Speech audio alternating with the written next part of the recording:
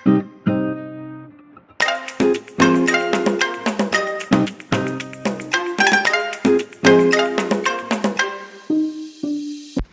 Everyone, ಎಲ್ಲರೂ ಹೇಗಿದ್ದೀರಾ? ಎಲ್ಲರೂ ಚೆನ್ನಾಗಿದ್ದೀರಾ? ನಾನು ಕೂಡ ಚೆನ್ನಾಗಿದ್ದೀನಿ. ನಾನು ಇವತ್ತು ಬದನೆಕಾಯಿ ಪಲ್ಯನ ನಾನು ಯಾವ ರೀತಿ ಮಾಡ್ತೀನಿ ಅಂತ ತೋರಿಸ್ತಾ ಇದ್ದೀನಿ. ಎಲ್ಲರೂ ನಾರ್ಮಲಾಗಿ ಬದನೆಕಾಯಿ ಪಲ್ಯ ಮಾಡ್ತಾರೆ. ನಾನು ಇಲ್ಲಿ ಬದನೆಕಾಯಿಗೆ ಒಂದು ಟಿಪ್ಸನ್ನು ಹೇಳ್ಕೊಡ್ತಾ ಇದ್ದೀನಿ ನಿಮಗೆ. ತುಂಬ ಜನ ಬದನೆಕಾಯಿ ಪಲ್ಯನ ಇಷ್ಟಪಡಲ್ಲ, ಬಟ್ ಯಾಕಂದರೆ ಅವ್ರವ್ರು ಮಾಡೋ ಶೈಲಿಯಲ್ಲಿ ಏನೋ ಗೊತ್ತಿಲ್ಲ. ಬಟ್ ನಾನು ಮಾಡ್ತಾ ಇರೋ ರೆಸಿಪಿನ ನಮ್ಮ ಮನೇಲಿ ತುಂಬ ಇಷ್ಟಪಟ್ಟು ತಿಂತಾರೆ ಬದನೆಕಾಯಿ ರೆಸಿಪಿ. ನೋಡಿ, ನಾರ್ಮಲಾಗಿ ಬದನೆಕಾಯಿ ನಿಮ್ಗೆ ಯಾವ ಬೇಕು ಆಕಾರದಲ್ಲಿ ಕಟ್ ಮಾಡ್ಕೊಳ್ಳಿ. ಇಲ್ಲಿ ನಾನು ರೌಂಡ್ ಆಕಾರದಲ್ಲಿ ಕಟ್ ಮಾಡ್ಕೊಂಡಿದ್ದೀನಿ. ಕಾಮನ್ನಾಗಿ ನಾವು ನಾರ್ಮಲ್ ಬದನೆಕಾಯಿ ಮಾಡೋ ಒಗ್ಗರಣೆ ಯಾವ ಥರ ಮಾಡ್ತೀವಿ ಆ ಥರನೇ ಒಗ್ಗರಣೆ ಹಾಕ್ಕೋಬೇಕು. ಇಲ್ಲಿ ನಾನು ಒಗ್ಗರಣೆ ಎಲ್ಲ ಹಾಕ್ಕೊಂಡ್ಬಿಟ್ಟು ಆ ಬದನೆಕಾಯನ್ನು ಸ್ವಲ್ಪ ಫ್ರೈ ಮಾಡ್ಕೋತೀನಿ ಲೋ ಫ್ಲೇಮಲ್ಲಿ.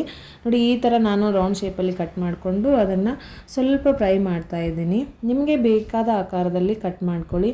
ಬದನೆಕಾಯಿ ತುಂಬ ಅಂದರೆ ಎಲ್ಲರೂ ಇಷ್ಟಪಡಲ್ಲ, ಬಟ್ ಇಷ್ಟಪಡೋರ ಥರ ನಾವು ಆ ರೆಸಿಪಿನ ಮಾಡಬೇಕು, ಆವಾಗ ಅವರು ಇಷ್ಟಪಟ್ಟು ತಿಂತಾರೆ. ನಾರ್ಮಲಾಗಿ ಉಪ್ಪು ಖಾರ ಎಲ್ಲ ಸೇರಿಸಿಬಿಟ್ಟು ಸ್ವಲ್ಪ ಚೆನ್ನಾಗಿ ಮಿಕ್ಸ್ ಮಾಡ್ಕೋಬೇಕು. ಅದನ್ನು ಚೆನ್ನಾಗಿ ಮಿಕ್ಸ್ ಆದಮೇಲೆ ನಾನು ಹೇಳಿದ್ನಲ್ಲ ಟಿಪ್ಸು ಅಂತ, ಕರ್ಡನ್ನು ಸೇರಿಸ್ಬೇಕು. ಮೊಸರು ಇರುತ್ತಲ್ಲ, ಅದನ್ನು ಮೊಸರನ್ನು ಸ್ವಲ್ಪ ಸೇರಿಸ್ಬಿಟ್ಟು ಚೆನ್ನಾಗಿ ಅದನ್ನು ಮಿಕ್ಸ್ ಮಾಡ್ಕೊಳ್ಳಿ. ಮೇಲ್ಗಡೆ ನೀವು ಪುಟಾಣಿ ಪೌಡ್ರ್ ಆದರೂ ಹಾಕ್ಕೊಳ್ಳಿ, ಅಥವಾ ಈಗ ಇದು ಬರುತ್ತಲ್ಲ ಶೇಂಗಾ ಪೌಡರ್ ಆದ್ರೂ ಹಾಕ್ಕೋಬೋದು.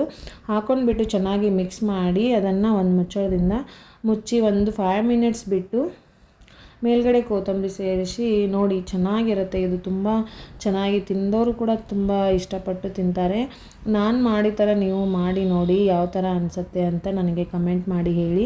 ಯಾರೆಲ್ಲ ನನ್ನ ಚಾನಲ್ನ ಫಸ್ಟ್ ಟೈಮ್ ನೋಡ್ತಾ ಇದ್ದೀರಾ, ಲೈಕ್ ಮಾಡಿ, ಶೇರ್ ಮಾಡಿ, ಹಾಗೆ ಕಮೆಂಟ್ ಕೂಡ ಮಾಡಿ. ಹಾಗೆ ಫಸ್ಟ್ ಟೈಮ್ ನನ್ನ ಚಾನಲ್ ನೋಡ್ತಾ ಇದ್ದರು ನನಗೆ ಸಪೋರ್ಟ್ ಮಾಡಿ. ಮತ್ತೊಂದು ರೆಸಿಪಿಯೊಂದಿಗೆ ಭೇಟಿಯಾಗೋಣ. ಬಾಯ್.